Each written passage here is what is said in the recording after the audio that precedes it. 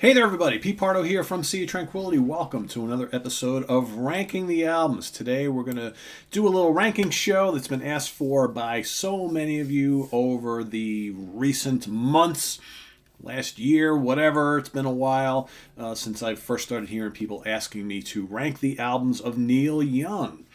Now, Neil Young's got a million albums. He has quite a lot of studio albums, a lot of live albums. There's a ton of stuff here. So I figured, and I don't have all of them, and I haven't heard all of them, but I've heard a good chunk of them. So I figured probably the best way to kind of do this is to give my top 10. All right, my 10 favorite Neil Young studio albums. I'm not going to go into the live albums because that's probably enough for a whole other show. But as far as the studio albums go, I think this would be kind of interesting to kind of tackle. And I own most of the ones I'm going to talk about here. There are a couple I don't have hard copies of, but I know them fairly well. So I'm going to count down from number 10, go to number 1.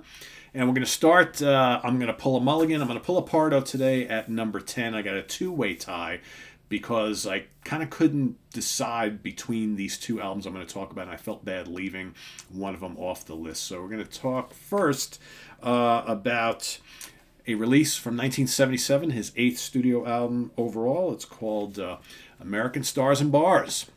All right. Neil Young and the guys from Crazy Horse. It's another Crazy Horse session. And he worked with this band quite a bit, various members, but Crazy Horse was always, when Crazy Horse was on the scene, usually you knew you were going to get a little more of a rockin' good time with Neil. Got some really good tracks on here. You got the essential Like a Hurricane, which is one of his classic songs. You've got Saddle Up to the Palomino, Hey Babe, Bite the Bullet. It's a fun, enjoyable, rootsy, bluesy country rock album. It's got a bit of fire in spots. I kind of, when I look at the career of Neil Young, I mean, he's got the real folky stuff, the more country flavored stuff. He's done some pop. He's done some hard rock. I think most of the Crazy Horse albums usually have a little bit of all that kind of stuff. But I dig this one. This is pretty good. So American Stars and Bars, 1977, tied for number 10, along with 1976's Long May You Run. Okay, so this is an album which is technically credited to the Stills Young band. So Stephen Stills, Neil Young, right? Of course, from Crosby, Stills, Nash and Young, came together here. This kind of is like a one and done album. Technically, it's kind of either credited to Neil or Stephen. I think you find this album on both of their discographies under the list of studio albums they've done. But like I said, technically it's called the Stills Young Band. I kind of count it as a Neil Young album. Both singing, both playing guitars and piano. You got Joe Vitale on drums here. You got Jerry Aiello on organ, George Perry on bass, Joe Lala on percussion. It's kind of like a upbeat, breezy folk rock affair. I kind of dig it. Title track is really strong. Make Love to You, another good song. You got the melodic Midnight on the Bay. 12/8 Blues is really good and fun. Guardian Angel. I like this one. Would have liked a little bit more electric guitar from the guys on this particular album. Maybe a little bit more jamming from them because both, really good musicians. But as it is, it's got more of a band feel, right? And I kind of dig that. Long May You Run, 1976, tie for number 10 with American Stars and Bars. Number 9, we're going to go an album that I do not have a hard copy of. So this is 1996's Broken Arrow, his 22nd studio album. It's like I remember when Broken Arrow came out. And it's hard to believe that's like all those years ago, right? God, like over 25 years ago. It's crazy. Another Crazy Horse album. As you can tell, I like the Crazy Horse albums. I think those are some of my favorites, obviously. Some longer tracks on this particular one. This is very much an album full of kind of cool guitar jams and just real loose playing. You've got Big Time, Loose Change, Slip Away, Scarred, Music Arcade. You get the big lengthy take on the Jimmy Reed classic Baby What You Want Me to Do. Like I said, it's a very loose album. A lot of guitars, a lot of kind of loose jams and whatnot. No hits on this one, but it's fun. One of the few latter period Neil Young albums that really has grabbed me, because there's been a lot of them. I've listened to a lot of them. I don't really care for a lot of them, but out of the ones that I have heard of the last 20, 25 years, this is the one I think that I like the most. So Broken Arrow, from 1996 comes in at number 9. Coming in at number 8, another one that I don't have a CD copy of. I used to have this on LP. I am going to get this on CD because I'm just surprised that I never did. But 1981's Reactor. Okay, with the cool, kind of weird, futuristic red and black album cover, right? That was his 11th studio album, and the second one that I ever bought, actually. Lots of hard rock, some new wave experimental things going on this particular album. Neil cranking up the guitar, using the synclavier. T-Bone, I think, is a really cool song that kind of rocks. Shots is another good, raucous one. Rapid Transit's kind of interesting. Opera Star, Get Back on It. Fun album. Didn't sell all that well, though. I think, 1981, again, a lot of these like 60s and 70s rockers going into the 80s, kind of like, where do you fit? So Neil, I think, was experimenting with all sorts of stuff on this album. For some people, the old guard probably didn't like it, not folky enough. But, I'm sure he gained some new fans with this particular album. But, again, not a big seller, but I kind of dig it. Fun album. Coming in at number 7, 1975's Tonight's the Night. Ba-da-ba-bum. 6th album, recorded after the deaths of Crazy Horse guitarist Danny Whitten and good friend and roadie Bruce Berry, both from drug overdoses. A pretty dark, bleak period in the career of Neil Young. He did not take the deaths of his friends well at all. This is just like I said, a bleak, grief-stricken album. Hauntingly effective, though, but sloppy and frail, and just, yet it oddly works. Not an easy listen. This is not one of those albums that, and everything about the album, the old photography and everything, just, it just looks like a bunch of dudes who are really having a hard time with all this loss they've suffered, just getting together in like a drunken stupor and making music. The title track is classic. Speaking Out is good. You got Albuquerque, Rolling on the Number for the Road, kind of like a sloppy, aimless kind of jam type of thing. Come On Baby, Let's Go Downtown. I mean, the whole album has just got this bluesy, folky, messy, loose feel to it. But, when you're in the mood for it, it's a pretty good one, and it's a notorious album for a reason, and some folks either love it or they hate it, right? But I always kind of dug this, and I even like, some of these songs played live. I think you even have a little bit more power to them. So that's my number 7. Coming in at number 6, we're going to go all the way back to the beginning, 1968, Neil Young, Self-Titled. All right. I'm actually surprised this one is as high as it is, because there are times where I don't like this album much, and there are times where I'm oddly in the mood for it. So here, Neil's fresh out of the Buffalo Springfield. You got the classic track, The Loner, awesome song, and then, you got the lush, The Old Laughing Lady, Here We Are in the Years, The Last Trip to Tulsa. This is definitely more of a folky country type of album. It's very laid back, mostly acoustic album.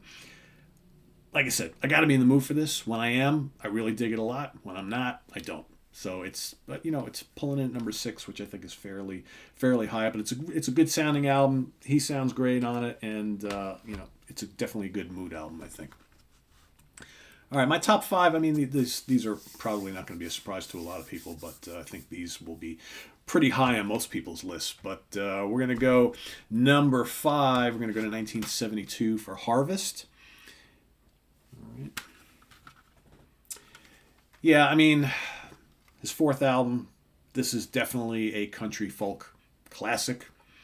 Again, not one that I will reach for all the time, but I truly appreciate how really great this album is. Lots of guests, on backing vocals. You got the guys from Crosby, Stills, and Nash on here. Got orchestral stuff on here. Loads of acoustic and lap and pedal steel guitars, harmonicas, right? You know how I love harmonica, right? But I don't mind it on some of this stuff. And get Neil's very fragile yet effective vocals on stuff like Heart of Gold. What a great song that is. Harvest, another great song. Old Man, Needle and the Damage Done, Out in the Weekend, and more. I mean, it's one of his gems for sure. I prefer the more rockin' stuff, but I think for me, of his more mellow albums, this by far is my favorite of all of them. So Harvest coming in at number 5.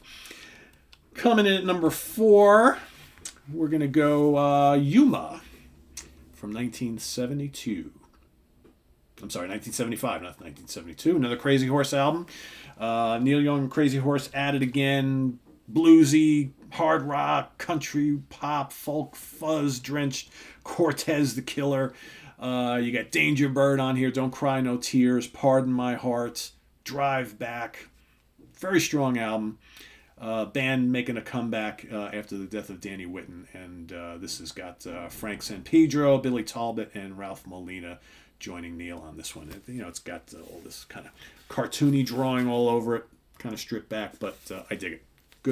Good rockin' album, fun album to listen to. Definitely like that. 1970, number 3, After the Gold Rush, his third album.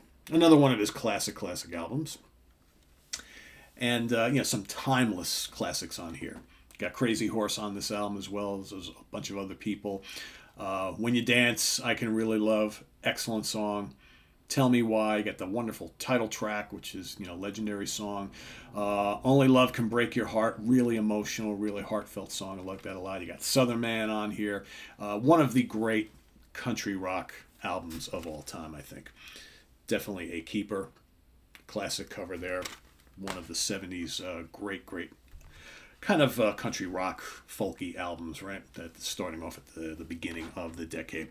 Another one that I do not, I thought I had it, but I guess somehow I lost it somewhere along the way. Thought I had it on CD, or maybe I had this on cassette, because this album, my number 2, came out when basically everybody was moving over to CD. So I wonder if I had it on cassette and just never replaced it on CD, but I'm going to rectify that. I'm going to order it because it almost made my number 1. But 1990s Ragged Glory, which was like the big return for Neil and Crazy Horse, kicking off the new decade, the 90s.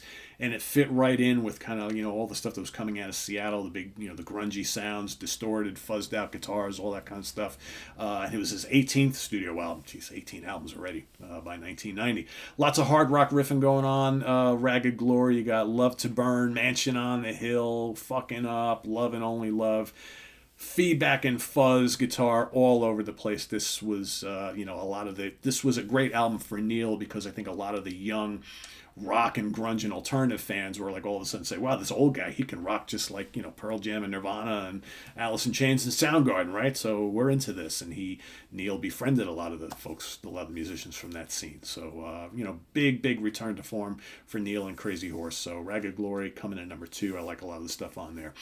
But my number 1 is, if it wasn't for Ragged Glory, this one there would be like no contest. For me, I think this one and Ragged Glory for me are clearly my top 2 favorites. And again, I think it comes down to the fact that I love when Neil and, the rest of the guys just come and they rock. Because I think, while Neil, I think most folks really gravitate towards his more mellow stuff. For me, I like Neil the Rocker. And everybody knows This Is Nowhere from 1969, his second solo album. For me is an absolute classic. I mean, just some great stuff on here. Nice mix of rockers and some of those, country folky tracks. Cinnamon Girl, absolutely amazing. Love the title track. You got the big epic tracks, Down by the River and Cowgirl in the Sand, which have great guitar jams. Just love both of those. Love the live versions of them too. It's just top to bottom, just a really, really good album. And it's easily my favorite, I think. Love the cover, him and the dog. And good stuff. It's funny because for whatever reason, I always like, God, that's a 1969 album. Just seemed like this was like later on, but no, 1969. Second album, knocks it out of the park. So yeah, there you have it, everybody. Everybody knows This Is Nowhere, number 1. Ragged Glory, number 2. After the Gold Rush, number 3. Zoom on number 4. Number 5 is Harvest. Number 6, Neil Young, Self-Titled. Number 7, Tonight's the Night. Number 8, Reactor. Number 9, Broken Arrow. And tied for number 10, Long May You Run and American Stars and Bars. So you got 11 albums here. I was able to just want to kind of show some of the. So I've got this collection. And this collection, I went and got a bunch of these, and I don't think they've gone past the discs 8.5 to 12. I kind of thought they would continue on with this series, but they haven't. And then the great Weld, I've also got Live Rust and this great Live at the Fillmore from 1970, which is amazing. I mean, there's a lot of good live albums and things like that. But yeah, so Neil Young. I'm not a tremendous Neil Young fan. It's like I like the albums I dig, I really do. But there's quite a lot of them that I really don't care for all that much. Again, because for me, it's like I'm not a big folk or country rock guy. So I tend to, some of the albums in that vein. I have the ones I kind of like and the others that I don't. But the stuff where he's rocking out a little bit more, I think I tend to favor for the most part. But, and I got to be in the mood to listen to Neil because I don't always like his vocals. Sometimes I do, sometimes I don't. And, I dig it when he rocks out. He pulls out the Les Paul and rocks out a bit. So there you have it. Visit us on the web at www.seatranquility.org. We're on Facebook. We're on Twitter. Of course, we're here on YouTube all the damn time. List your favorites in the comments below. And, we'll see you real soon here on the channel. I am Pete Pardo. Thanks for watching. Take care.